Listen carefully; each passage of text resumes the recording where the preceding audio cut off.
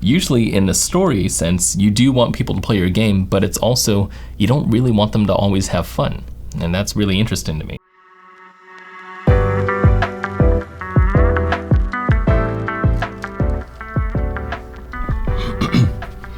This is an excessive amount of coffee. Never get this much coffee. Welcome to Dev Brew. This is where indie developers submit their games and I provide feedback on their game design. Today we're talking about Kytz, Ancient Information by Alex Ratio. Thank you for submitting this game. This was an interesting game because it's story-driven, and I really like story-driven games because they provide just a unique experience versus something that's just supposed to be fun. I have a lot to say about the game, specifically about design. Who would have thought, right? By the way, I'm talking straight to the developer, so if it seems like I'm talking past you, that's how these videos work. So the first thing I want to talk about is the submission form in these questions that I asked. For what you wanted the player to experience, you put fast-paced dynamic gameplay. Now this is strange because I did not get any kind of fast pace or dynamic in this game whatsoever. We're gonna talk about that. This is what the whole video is about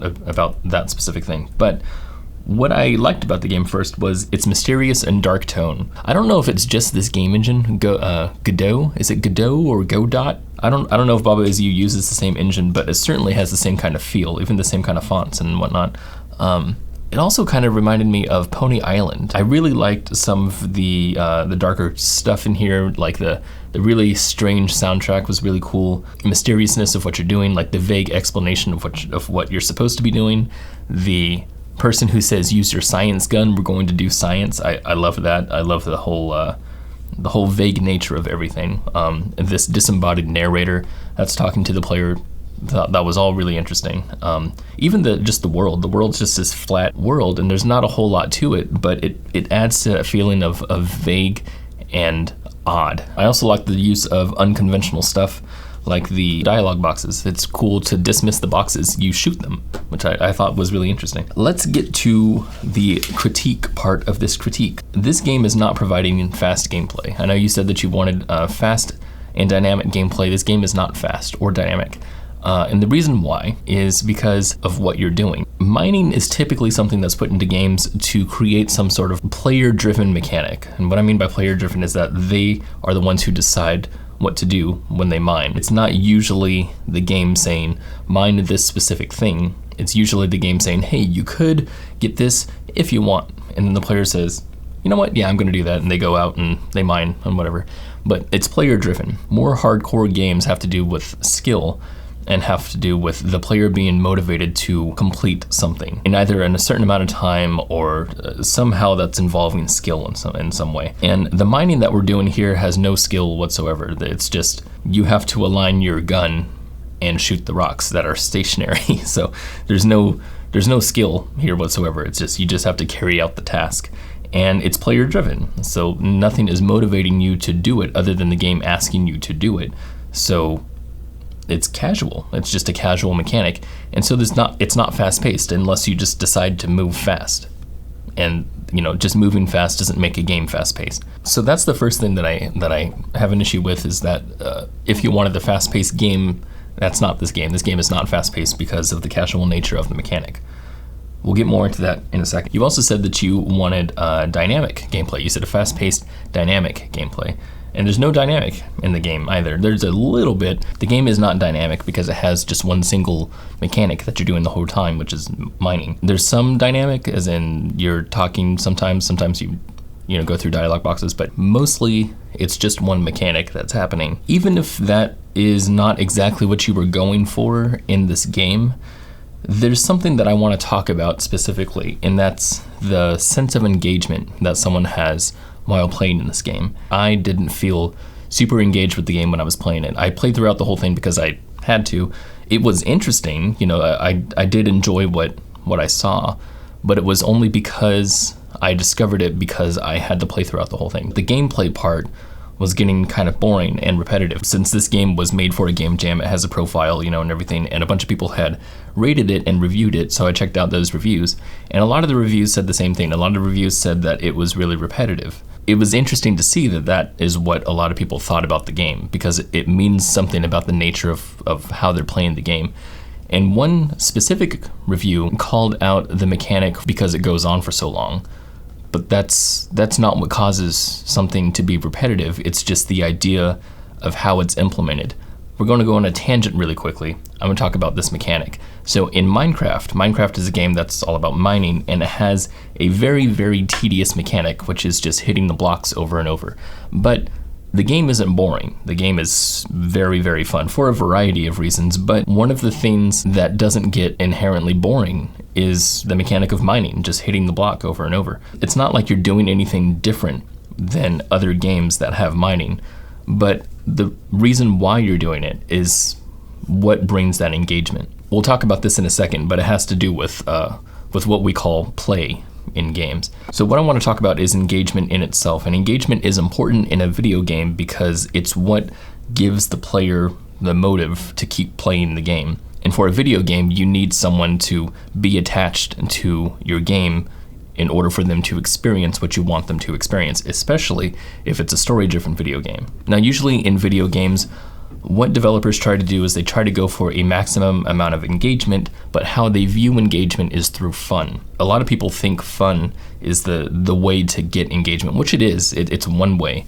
but it's only one way. There's plenty of different ways to get engagement, but one of them that a lot of people focus on is fun. I've noticed that in your game, fun does seem to be a bit of a thing that you're trying to do, because you said that one of the things that you were most proud of was the guns. And while I was shooting with the gun, it was weird because while I was shooting, I remember thinking, this is kind of boring.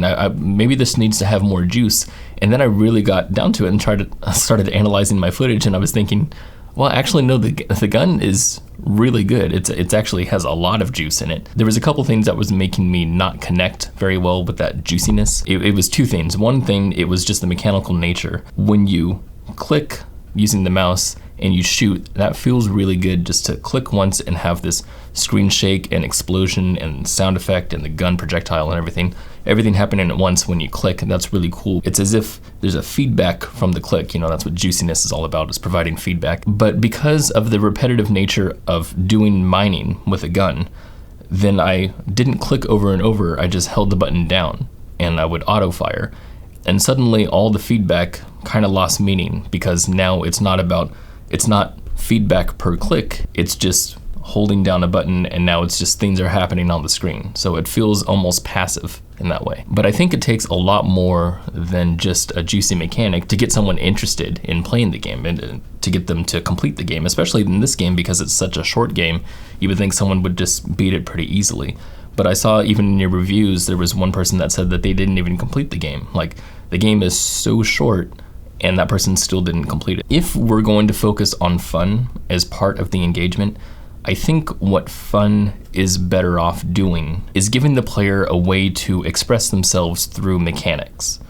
And I'm getting pretty deep here, but this is kind of required to understand what engagement is all about here. When someone is having a fun time with a video game, it can be for a myriad of reasons, right? So many people have different types of fun with the game. But a lot of the times, the reason why anyone has fun playing a game is because they're playing. And that's that idea of play that I was talking about before. The idea of play is a game design term that's meant to be a feeling of freedom from the player, or a feeling of choice, or a feeling of agency. When a player plays a game, if they're just being told to do tasks, it's not playing.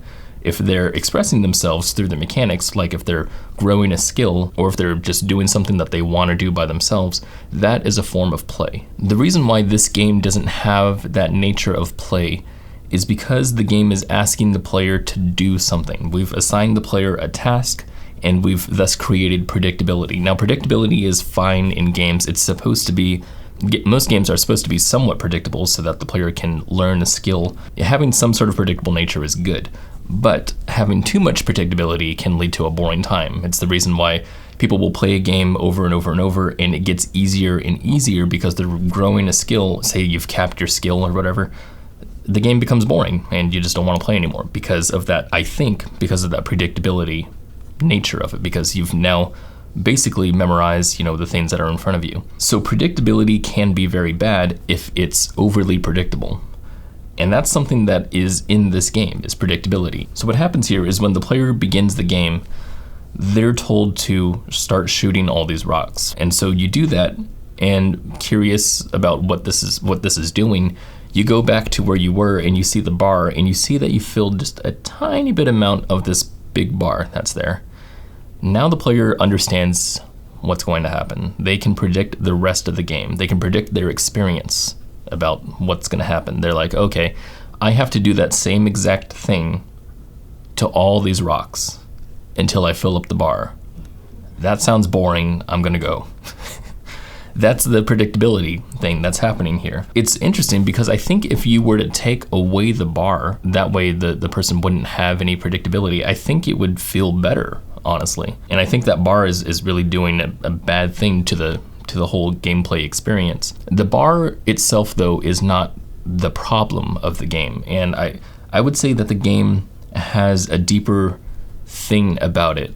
And that thing is the story, right? The game is story driven. And that's what you're doing here. That's what the whole experience is for.